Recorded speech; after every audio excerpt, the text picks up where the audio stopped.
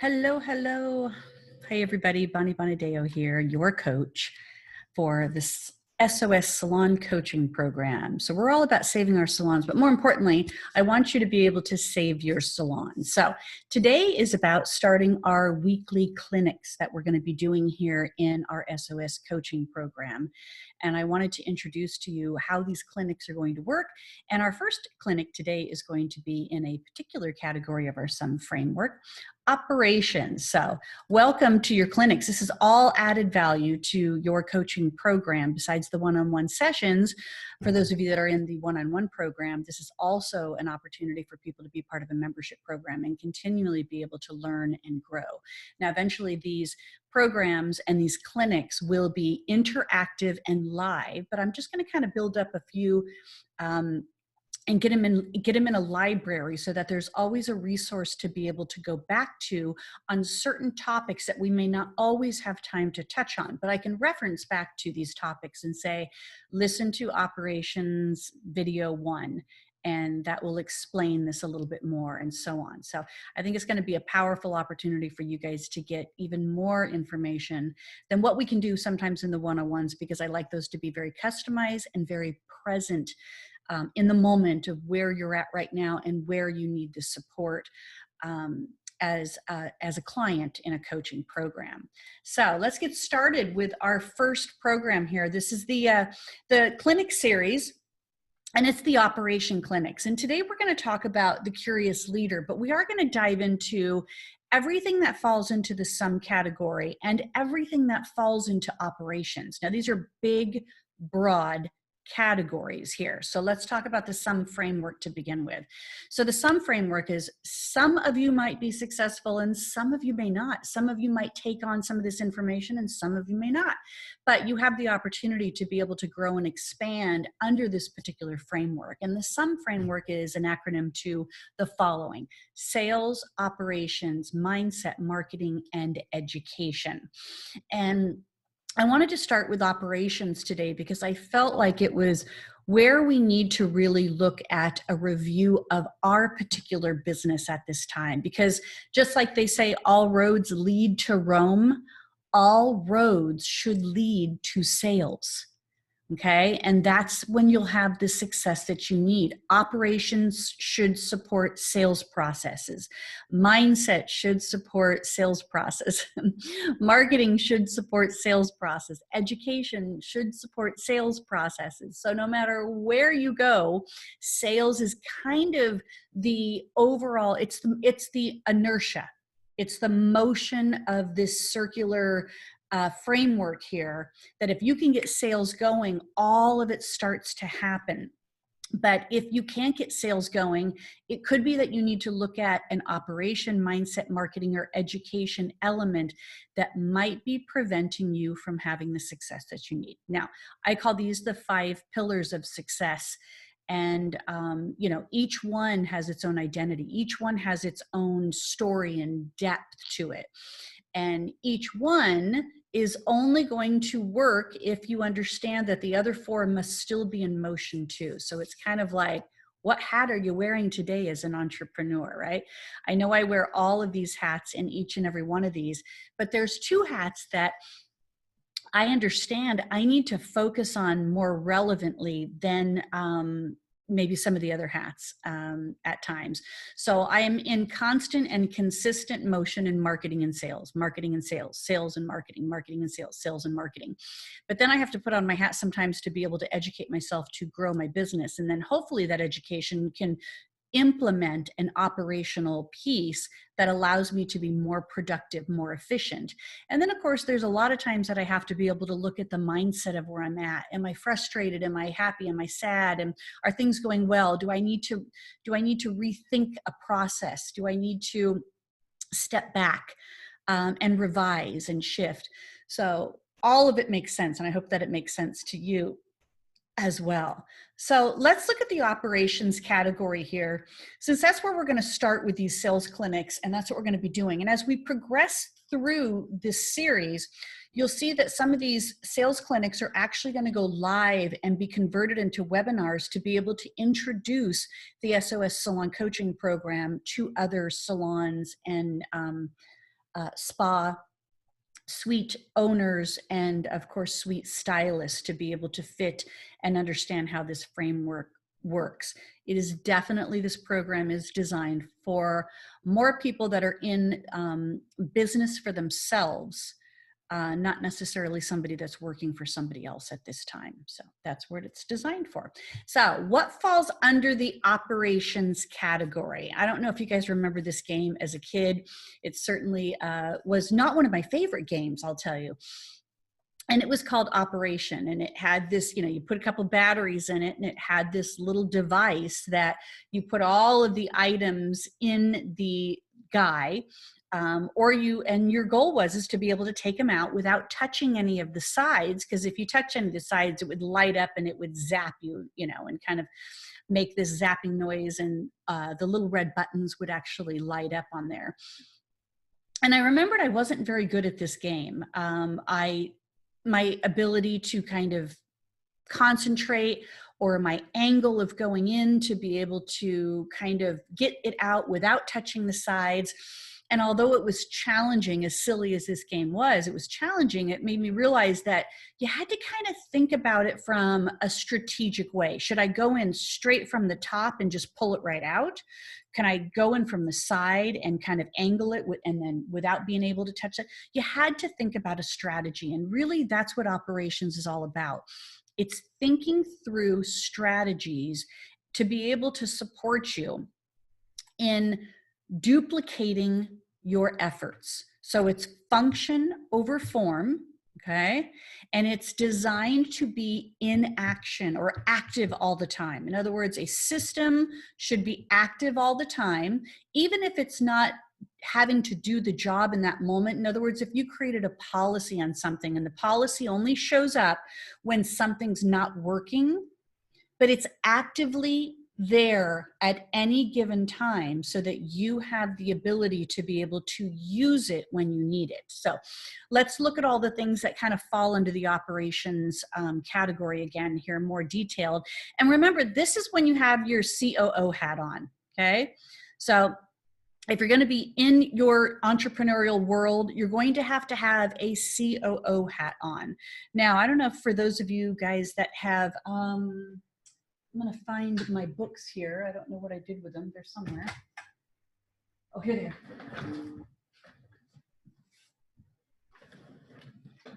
Sorry.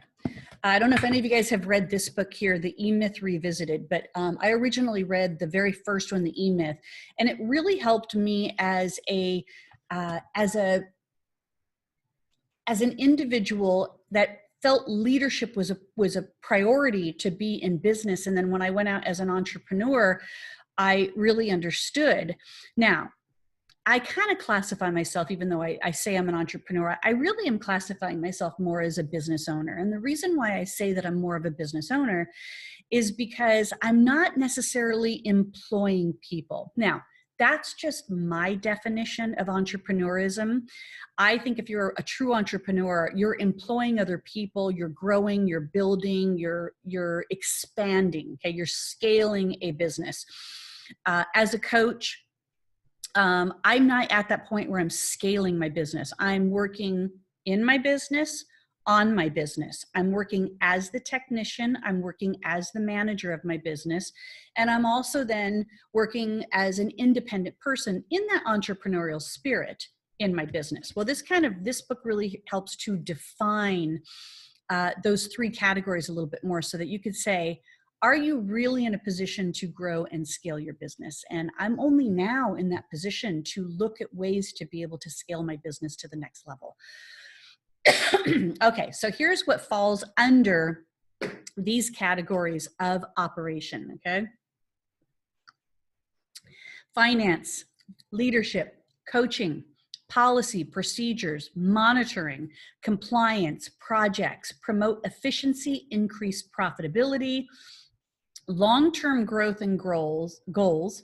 And of course, this particular COO hat that you're wearing, operations hat, it has to be very strategic, and at the same time, it has to be creative. You have to be a creative thinker, because what you're looking at creatively is, where is a problem that is like a cog in the wheel that is stopping my operation from being more profitable, more efficient, to be able to turn more clients, to be able to have more staff in the space. And right now, under the times that we're in with COVID, we are being operationally challenged because we're having to wear a mask. We're having to stay, 6 foot distancing within the salon. So we're at 50% capacity. All of these type of things are showing up. And what that's saying is that it's putting pressure on us operationally.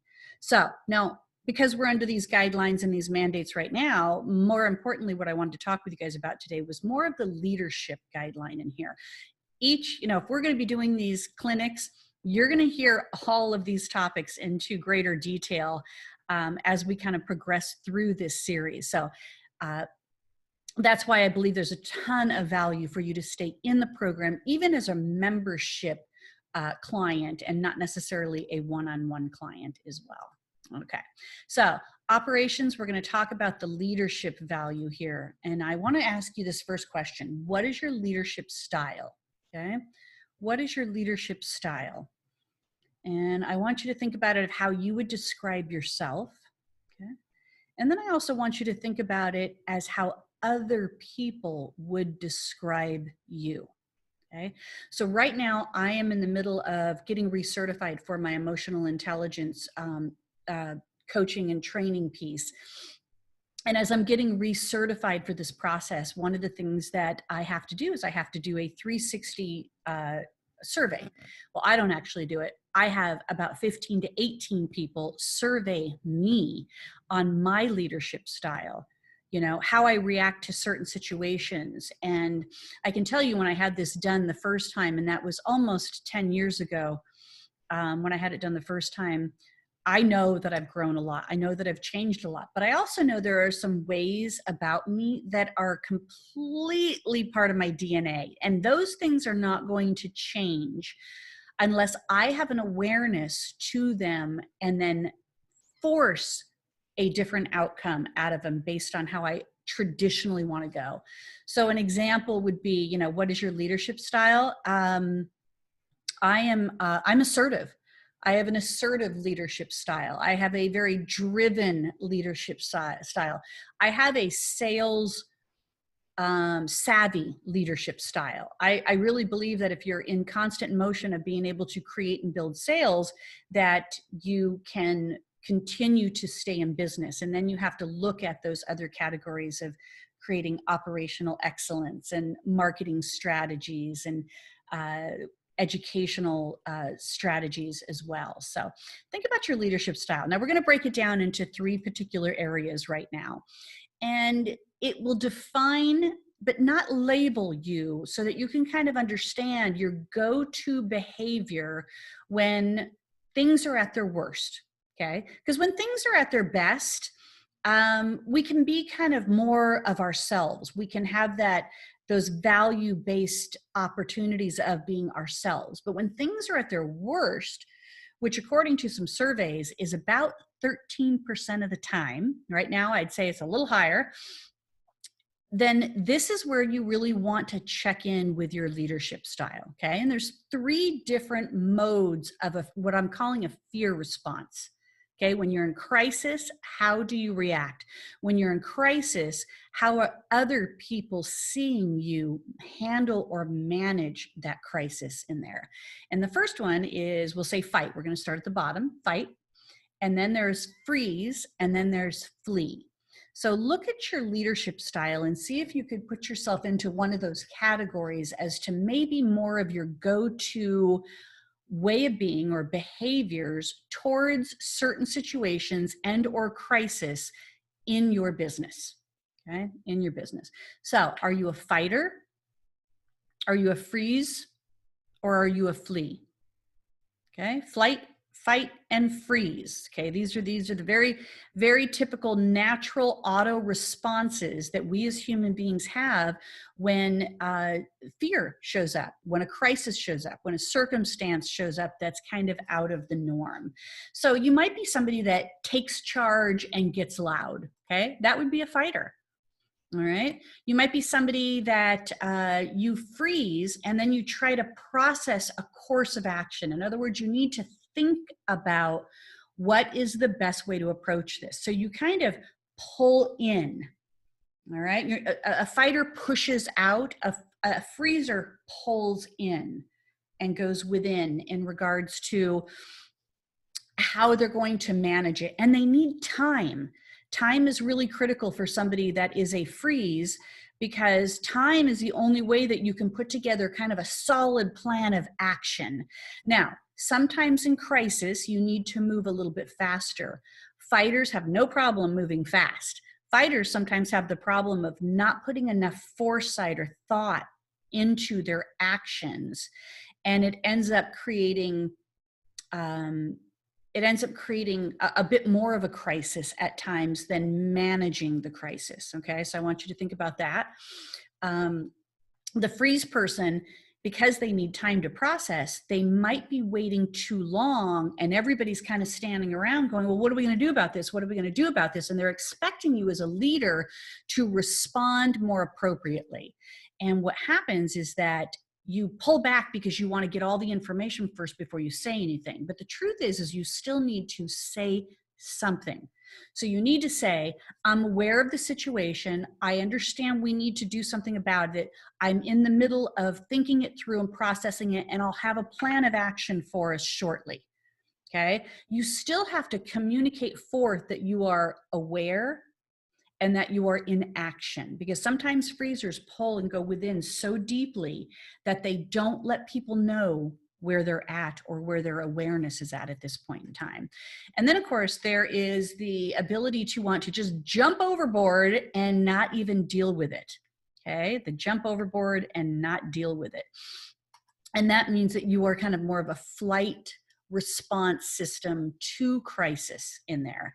Now, flight people traditionally just try to remove themselves from the situation and hope it all kind of just works out. So, and sometimes that does. Sometimes that really is a benefit of a flight person, is that they don't rock the boat, in other words, okay?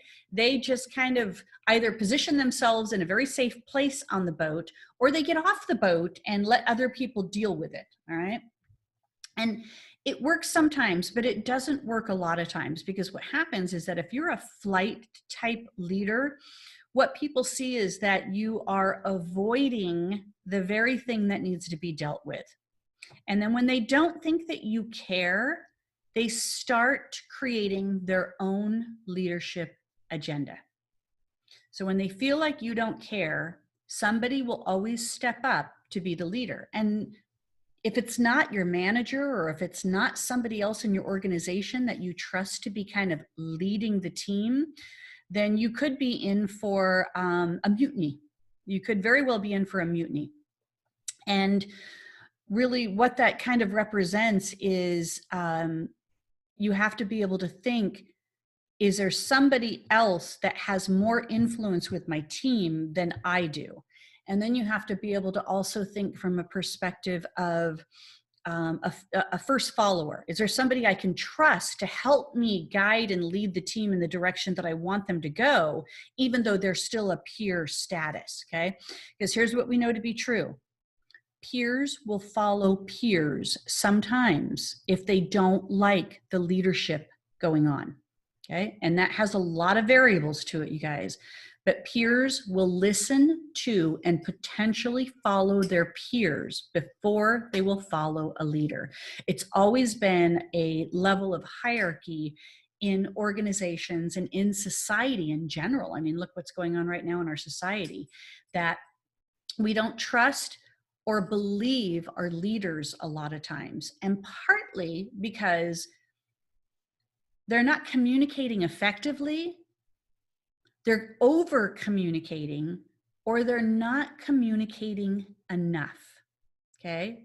They're under communicating, over communicating, or not communicating effectively. In other words, they're saying things that might have us feel uncomfortable in the situation. So now, think of the times that we're in right now and apply any one of those to this conversation that we're having, and it might make a little bit more sense for you, okay? All right, so yes, we can be all three. This is the question I get all the time in regards to this particular topic. Yes, we can be all three, and inevitably, we are all three of them: fight, flight, freeze, okay? But one is dominant. And one shows up first in a crisis, okay? You can't have all three of them show up in a crisis. Your body knows how to respond, okay? So it's this whole emotional intelligence piece, which I'm happy to go through in our next clinic, which is mindset, all right? That's gonna be a mindset conversation. So we can be all three, but one is dominant. So I want you to think about which one is your dominant go-to behavior when you're first in a crisis, all right? Is it fight? Is it flight? Or is it freeze? And then we'll talk about in the mindset clinic how to be able to better manage those. Because here's the thing, when we go into one of these modes under crisis or in fear, you can't stop it, but you can be aware of it enough to be able to shift and get out of the fear response. Okay, once you're in a fear response, you can work yourself out of it. And then you can get it into that space that you want to be able to get into in your brain, which creates a more positive dialogue. Okay, a more positive dialogue. So let's talk a little bit about what that is. All right. So we called this operations clinic today the Curious Leader. And, you know, I had the beautiful opportunity to write a book, Experts and Influencers in Leadership. And my particular chapter in here is called The Curious Leader. So I'd love for you guys to order this book. You can get it. It's on my website. All right. It's $20 and I will ship it for free. And I appreciate you getting them directly from me instead of buying them from Amazon, because I don't make any money off of collaborative books on Amazon. But it's a great little chapter on how to be able to find ways to be more of that curious leader. And I can tell you, here's kind of the summation of it here, is the curious leader asks questions to themselves first and then others. Okay, so it's kind of like that oxygen mask theory. So if you know that you're in a crisis, you have to be able to feed yourself first the oxygen and take care of yourself so that you can take care of others. As a leader in your organization, you need to do the same thing. But how you're doing it in this particular scenario is you're asking yourself questions. So situation shows up and you're thinking, instead of reacting, instead of maybe going into one of those fear responses of fight, flight, or freeze, you're then saying, what's going on right now? How do I need to manage this? Who's the best person maybe to get involved in helping me to manage this crisis and this situation? Is there any outside resources that I can do to manage this? What do I need to research in order to get to the answer that I need as quickly as I can? How is everybody feeling right now? Do I need to take care of any emotional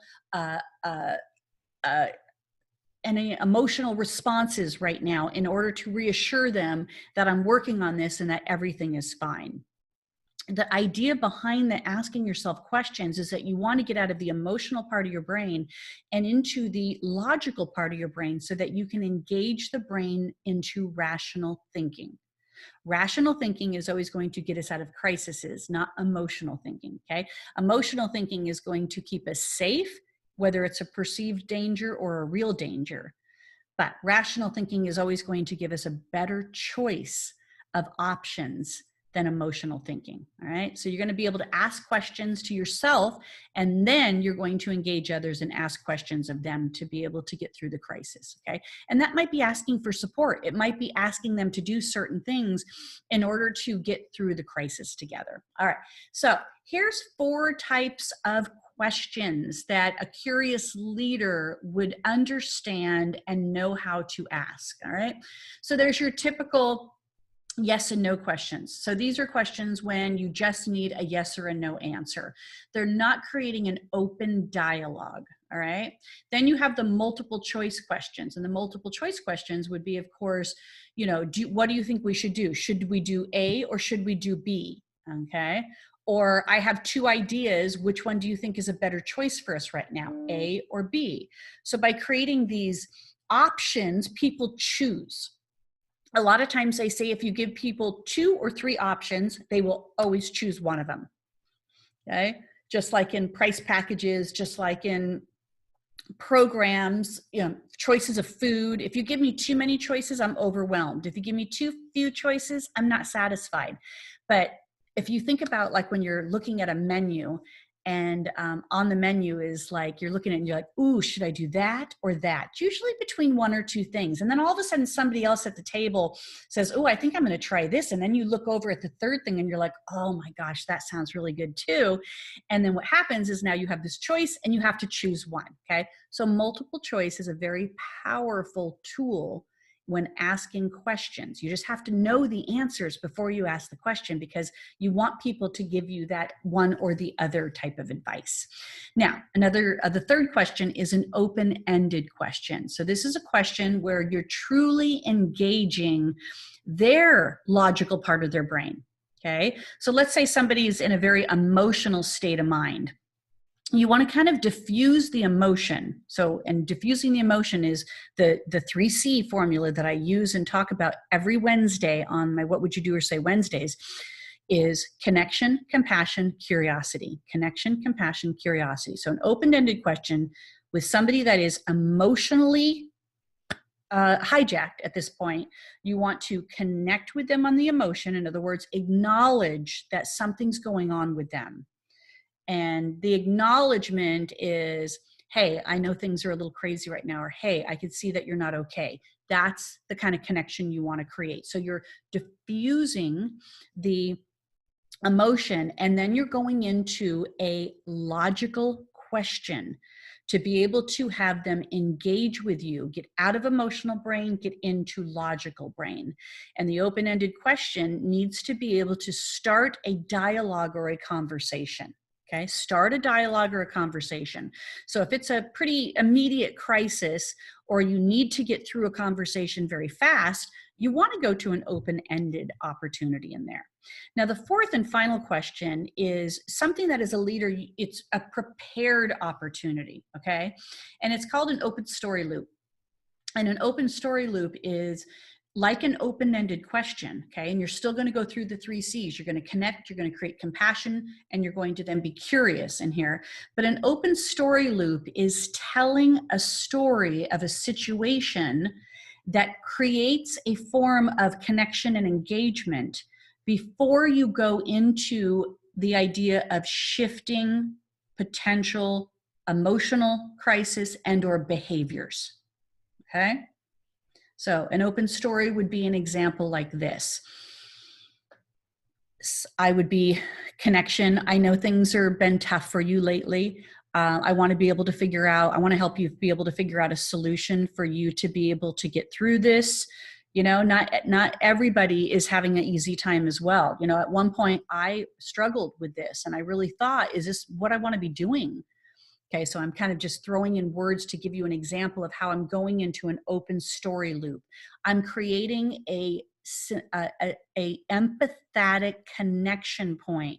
So they see I'm human and I'm just like them. I'm not better than them. I struggle with things as well. And then you go into the question that says, so what can you do differently right now in order to make this a better experience for yourself? Okay, you're being very directive to them. Now, this is also a sales formula as well, you guys, and a marketing formula. So we'll continue to talk about this. And if you want to find out a little bit more, it's also the ask method of coaching that I've designed. So I'll post that into the group as well so that you have access to that. Yeah. So yes, no, multiple choice, open-ended, open story loop. Now, let's take these 3 types of questions and let's put them into fight, flight, and freeze. So if you were a leader and you were asking somebody that was in fight mode a question and it was just a yes or no, what do you think it would sound like for them to answer your question? Okay, it would be kind of abrupt. So this person that has a fighter mentality, it would be abrupt. And if you're a fighter leader talking with a fighter employee, these would not be the questions that I would start with, okay? These would not be the questions. So you can't say, calm down, or what's going to take for you to calm down? Or I know things, I know things aren't good. You're creating that connection point in there. But you don't necessarily want to go to yes or no questions because they're not going to get you very far. It's just going to create more steam to this issue here. Multiple choice could be an effective way to start. It's very effective with flight people because they want somebody else sometimes to help make the decision for them, create an opportunity to decide one way or the other. Open-ended is not easy for freezers. Okay, freezers don't want to necessarily go right into an open-ended question with you because they're processing, and now you're kind of like trying to engage with them, and it's almost overwhelming for them to be able to do that. And of course, open story loop is not so good for freezers, but excellent for fighters in this particular thing. Now, as a leader, whichever one of those categories that you are, these are ways of asking questions to yourself and to others that you might need to practice how to be able to do that, okay? So it's all about practice and getting better here. All right, so those are the 4 types of questions that you can ask depending on what you are as a leader. So I want you to think about this process. If you're a fighter, okay, you're going to get bigger, louder, and you're going to be quick to respond. If you are a freeze, you're going to be slow to respond. You're going to get very quiet, and you're going to get very small, okay? Because you're processing, a way to process. If you're a flight, you're going to remove yourself from the situation. It's like you're an escape artist, okay? Or you're going to make yourself kind of disappear. All right, you're going to shift yourself into where you're not being noticed, or it doesn't appear that you have to be responsible for a decision to be made in there. All right, we'll continue to talk about these 3 things as well as we progress into all of our clinics. So, okay, guys, join me next week. I'm going to put out an event calendar this week, and this is one that you can join me with so that you can participate with it. Bring Q&A to the topic. They're going to be about 45 minutes long. I've done this one at about 30 minutes because I don't have you guys on with me to be able to create the engagement. But we'll set these up for about 45 minutes. If anybody wants to stay on longer, we can do them up to an hour. But I'll set them up on a 45-minute timer. And if you have any questions into the conversations we're talking about, we'll create even more engagement and opportunities. These will always be recorded, and these will always be available in your Facebook group. So if you go into the units on your Facebook group, these would be under clinics, and they'll all be dated and categorized so that you can easily find them and that I can support you in that reference of them as well. Okay. All right. Well, thanks for joining me, you guys, today. Thanks for listening on the back end. Next Monday, and that is July 13th, 12 to 12:45 p.m. Eastern Standard Time is when we'll be doing the Mindset Clinic. I'll see you then.